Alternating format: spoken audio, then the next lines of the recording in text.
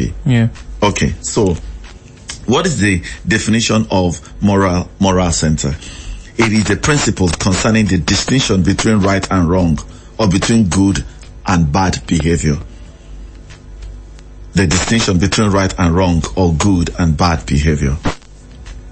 A particular system of values of conduct.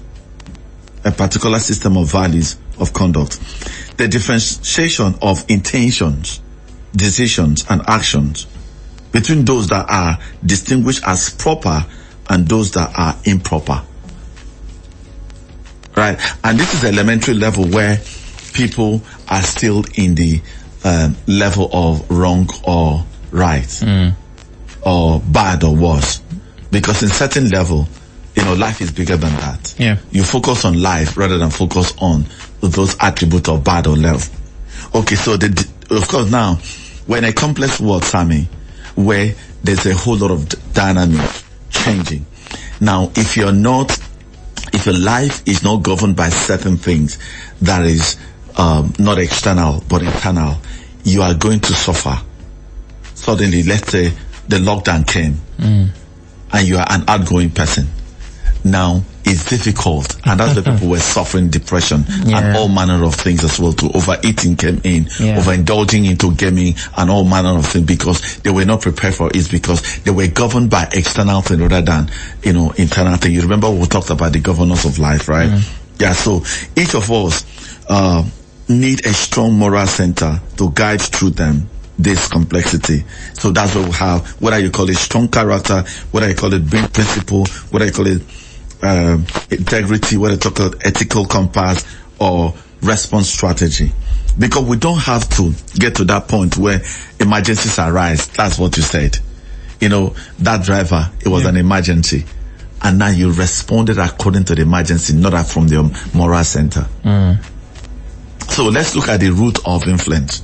How we're influenced. Number one, we are conditioned. We'll call it a conditioned habit. Like I have said, experiences. Let's assume that you met a boss. That boss was a DC. Is not a kind person. Okay. If you come to work late, 1 minute of outside that normal zone, you've gone. They'll cancel your right.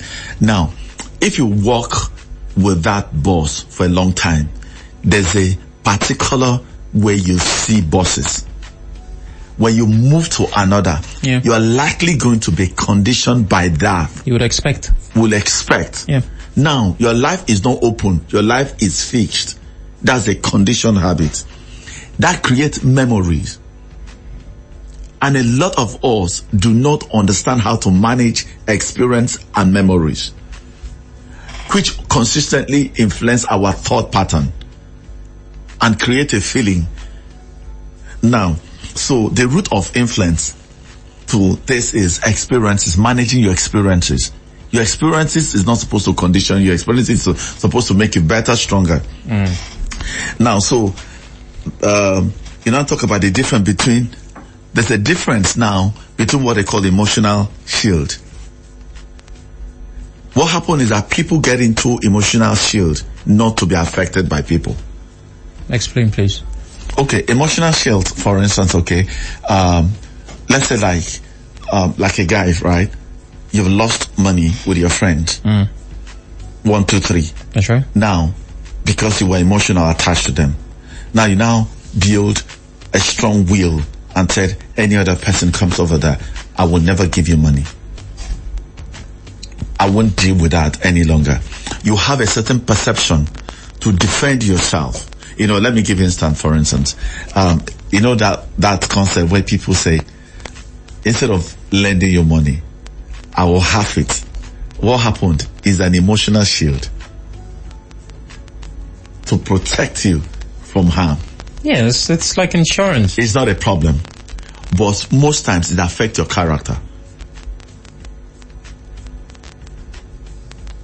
So, let's look at, emotional shield are mostly based on false belief, based on biases and disillusionment. Now, deliberate morality, that's a design living. An understanding person demonstrates patience for mercy means holding your tongue when you are insulted. Be quick to forgive and forget it, for you are virtuous when you overlook an offense. For it is the glory of a man to overlook an offense. It's the glory of a man to overlook an offense. Now, powerful people attack me unjustly, but I respect your law. That was the Psalm 119 verse 26. So now, there's the law. That's why I said the moral center that governs my behavior, irrespective of the emergency.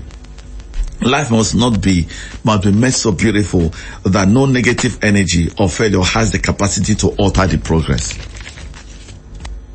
So how do I get an unaffected life? Disconnect with inspiring questions. What is the real intent of this? You know, that accident or that, we'll say, what is the real intent? We talked about the second reason here. Most times it's the first reason that hit us rather than say, could there be a second reason? Why is this entered?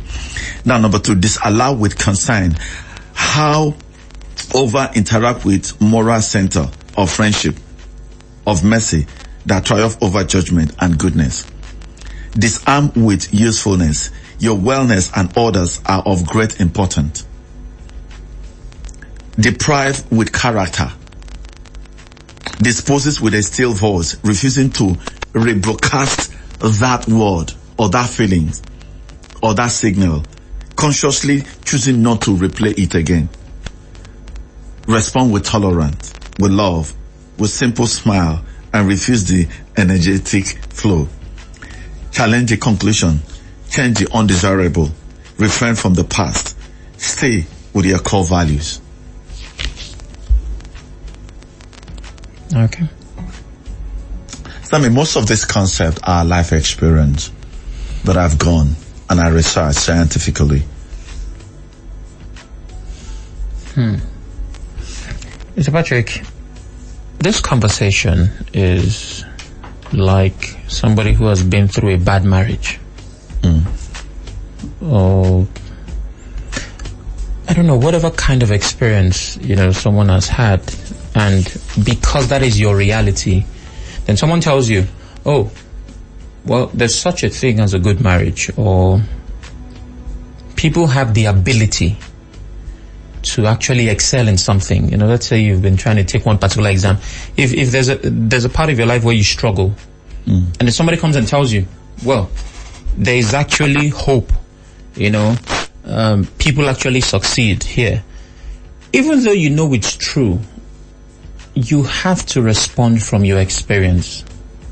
I was speaking yesterday about if somebody could marry a single parent, and some of the calls I got, you had people, some who were in that situation, others.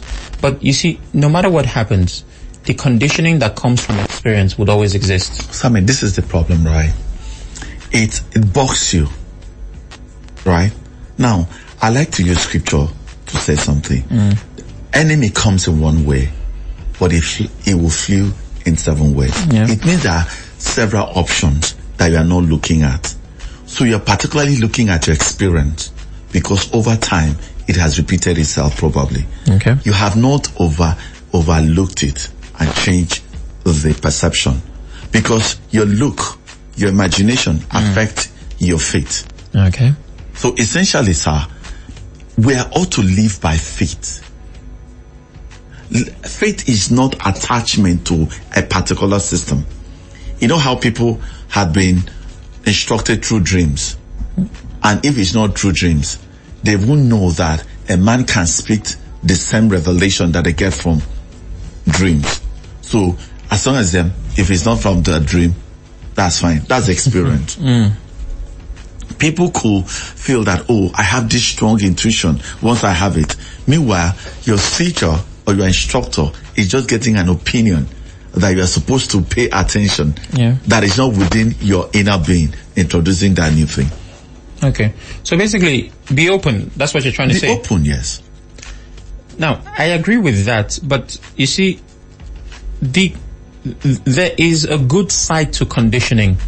There are good side to conditioning. Yeah, and that is where the moral center, let's for instance, we'll talk about mercy.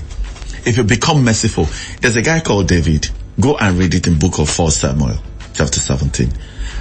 he was so merciful, irrespective of what Saul was doing to him. And yet, he succeeded in everything he did, because mercy connected to mercy, love connected to love, right? Hate connected also to hate, because now hate affects your character, and people will judge you or relate to you based on your character. Now, what if the outcome of an experience is always known? This question comes from, we need to know how to manage experience and memories. Okay. Let's say, for example, there's a particular experience that always has a particular outcome. Always. You know what they say, insanity is doing the same thing and expecting a different result. So, if I know that following this path will always take me somewhere, how am I supposed to be open with that experience to expect something different in connection to managing experience and memories? Because memories is what would inspire what you will do. Okay, I've had this memory before. I know this is what always happens. So how am I supposed to be open in a situation where I know that 1 + 1 will always give me 2? Sammy, I like to take the safest route to my office. Yeah. All right. So one day I saw people. No, I didn't even say, let me even check this road. As nobody told me, just opening my heart to follow that road, I realized that they unlocked that road. But your experience has conditioned you the road was locked because it was not advertised. And I said, wow. And that's also where people think that failure attach certain sentiments to failure and emotion. No. Failure is an indication. Every good character was built in a wrong character. Okay. But you see, there was a road. There was a road. There was an alternative. There was an alternative. What if there wasn't? But that's the thing now. Realize that most times you have discovered a new thing. It was by accident. True. And it just say, wow, I didn't know this exists. And it brings a whole lot of new perspective. And that's why we're saying faith is actually not controlling the outcome, but enjoying the process. Say that again. Faith is not controlling the outcome, but enjoying the process. Is there always an alternative? Yes. Always? Always. In all situations? In all situations. Are you sure? I'm telling you, sir. There are always better options than you know. Yes, Patrick, this one, well, we don't have time, but every situation must have, are you certain? Sir, there is always an alternative. A man didn't go to school because the father abandoned them. That's an alternative. Say, this is what happened. But a guy look at himself and say, hey, I will serve another man to be a father. What's happening with standout? Standout. If you're unlocked, if you are boxed in anywhere in your life, relationship, work, or you've been in a status quo, you need to unlock yourself. Next Saturday, 11 o'clock. I'm excited about it. Okay. Is anything happening on Sunday?